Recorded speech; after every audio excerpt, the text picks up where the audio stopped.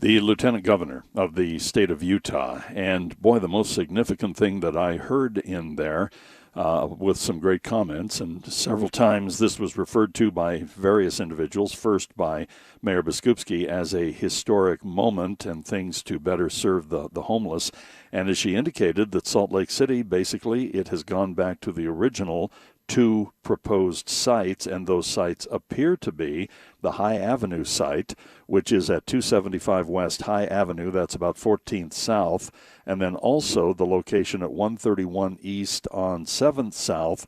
And what is noticeably missing here is the location that is closest to Gateway and closest to the original homeless center epicenter that we've been talking about, the one that is just west of Gateway at 648 West and 100 South.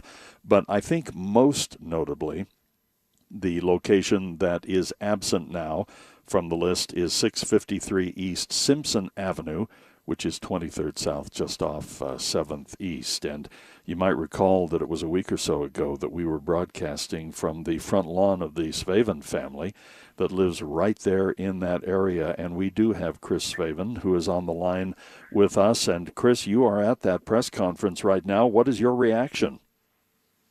Oh, I am just so happy that I think they're doing the right thing for everyone in this situation. It's just the Simpson site was such a terrible waste of funds.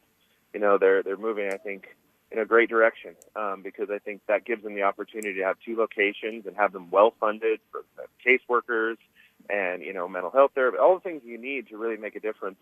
I'm just excited that they moved in this direction. I think it's going to be great for our neighborhood and great for their efforts to actually help. Well, I can't imagine the collective sigh of relief. I had the opportunity to not only meet your wife, Brooke, but your beautiful son and so many of your neighbors, including a friend of mine that goes way back, Kurt, and his wife, Charlotte, and others in that most historic community and wonderfully an affordable community of the Sugar House area and of the Salt Lake area. And to watch what you folks have been doing, boy, I'll tell you, I drove back from our broadcast, Chris, just absolutely convinced that the Simpson Avenue site was not in the best interests of everyone. And like you, and I'm sure nowhere near to the degree that you and your family and your neighbors, but I'm greatly relieved. Yeah, no, definitely. My wife texted me; she's in tears. She can't believe it that it's actually happened. And I think it's a testament to not giving up. So when we started this, people told us you can't change the city and don't bother. And our neighborhood really came together and made our voices heard for what was right. And it's not okay to just push people around. And I'm really happy that this turned out the way it did because it's just, oh my God, it's the biggest relief. Like I said, it's our life.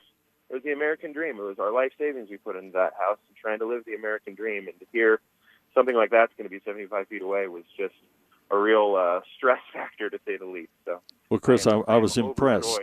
I was impressed by the organization in your community. I was impressed at how it brought that community together, and I was really impressed with the tone and the civility of what you and your neighbors and so many accomplished in that. I just wanted to get your reaction, and my best to you, to your wife Brooke, to your son, and we'll look forward to more conversations because there are still some sites to be chosen, but we were told that they would be outside of Salt Lake City, so the two that remain, the High Avenue site, and which is not in the High Avenues, by the way. It's at 14th South and 275 West. It just happens to be the street name, High Avenue.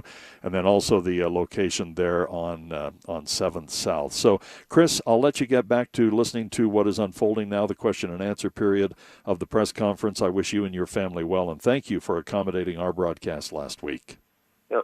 Thank you so much for coming, and you have a wonderful day. Thanks.